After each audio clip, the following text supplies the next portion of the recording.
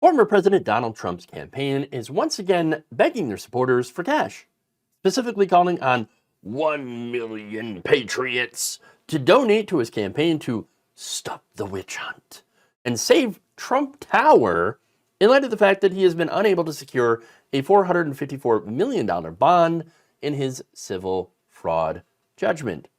A campaign message set out on Wednesday by a joint fundraising committee, which allocates donations to Trump's 2024 campaign, as well as a separate political committee that has been paying the former president's legal bills, read, quote, "Keep your filthy hands off Trump Tower." Wow, okay.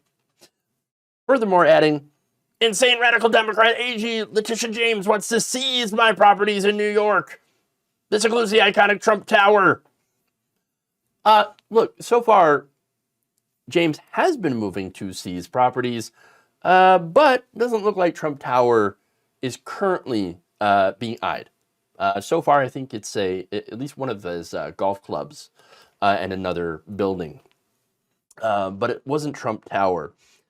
Now, the message also accused James of working on behalf of Democrats and President Joe Biden to, quote unquote, stifle Trump's campaign. But wait a minute, this has nothing to do with Trump's political campaign. This has to do with Trump being found liable for defrauding companies to the tune of over $300 million. In fact, the judgment, $370 million, is an estimate of just how much it cost the companies that he had defrauded. Okay, that's why the judgment was so high.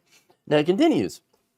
"So before the day is over, I'm calling on 1 million pro-Trump patriots to chip in and say, stop the witch hunt against President Trump," reads the memo.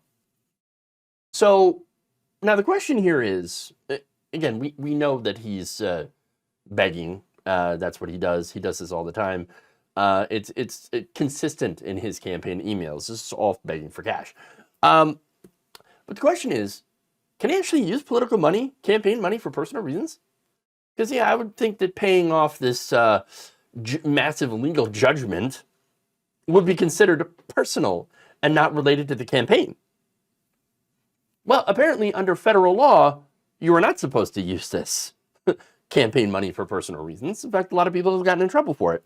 That said, it hasn't stopped Donald Trump from doing it. Filings with the FEC last month showed that Trump's political action committee spent tens of millions of dollars on legal fees in the second half of last year. All of that, again, donations to his political campaign. Now, Trump is claiming that all this is campaign related. How? This isn't campaign related. I mean, this is despite the fact that he was committing fraud for far longer than he's been in politics. And this is part of that. He's committed all this fraud in New York by, of course, overstating the values of his properties in order to secure loans way before he was in politics, for decades. Okay? So, but here's the thing, though. He is using this money because he can't find it elsewhere. He's not able to get loans to be able, or to he can't get a bond. So nobody will loan him the money to allow him to post that bond so that he can file an appeal. So, of course, he's got to go to the MAGA guys. Now, according to a court filing on Monday, Trump's defense team had asked over 30 companies to help cover this bond amount. They all said, hell no, and for obvious reasons. Number one, it is a lot of money. I mean, that's almost $500 million. Yeah. You're not going to have any company just kind of having that laying around to loan to Donald Trump. And secondly, it's Donald Trump. He does not have a track record of paying his bills. In fact, he's got a terrible track record of stiffing everybody he could. So, now that said, all right, Trump has assets. He has all these properties that he could put up as collateral. Why was that not good enough? Well, it's because Trump happens to owe hundreds of millions of dollars in loans on those very properties. Oops. According to Trump's 2023 Office of Government Ethics certified financial disclosures attained by Citizens for Responsibility and Ethics in Washington, CREW, Trump has loans on multiple properties that may affect their value. One is a mortgage on Trump Tower, incurred in 2012. That's for over $50 million. Another for private estate Seven Springs. That was incurred in 2000. That's worth between $5 million and $25 million. 40 Wall Street also has a mortgage of over $50 million. James said that these properties had fraudulent and misleading values and could end up being seized. All in all, combined total of the properties listed by the disclosures is over $200 million. That's the debt, what he owes on them. So because he owes all that money on these properties, he can't really use them as collateral in the bond case. Fun fact, back in 2012, there was a $950 million refinancing deal on a building, 1290 Avenue of the Americas building. That was co-owned by Donald Trump and Vornado Realty Trust. Now, Vornado happens to own the majority of that building. Trump's just doesn't have any decisions or anything. He's a passive partner in that.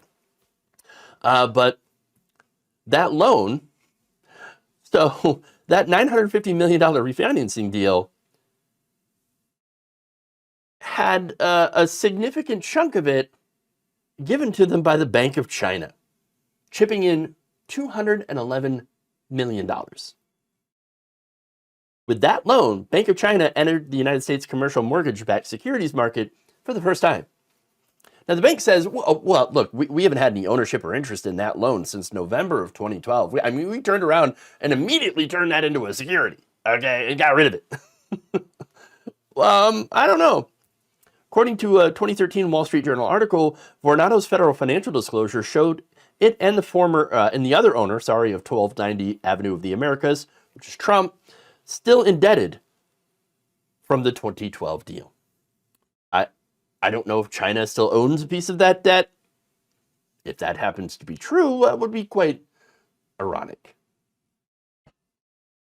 That said, Donald Trump is such a terrible businessman that he keeps having to grift his supporters into paying his legal bills for fraud that he committed and profited from.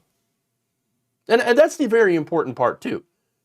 He didn't just commit the fraud, he also profited from that fraud. That's why he committed it in the first place, okay?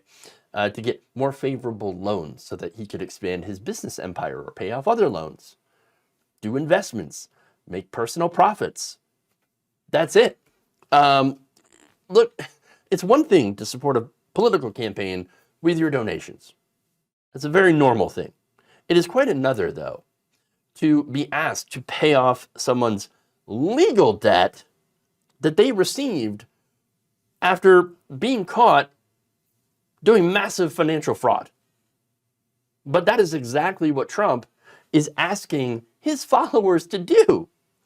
And it's so much an incredibly transparent grift to try to shift the burden of paying these things, these massive financial judgments, onto the average Trump voter, who some of them, maybe many of them, quite well off. But then some of them paying these donations with their Social Security money, their retirement money, and what little they have to a billionaire fraudster, alleged billionaire fraudster. It's really gross when you think about the level of grift and where it's coming from.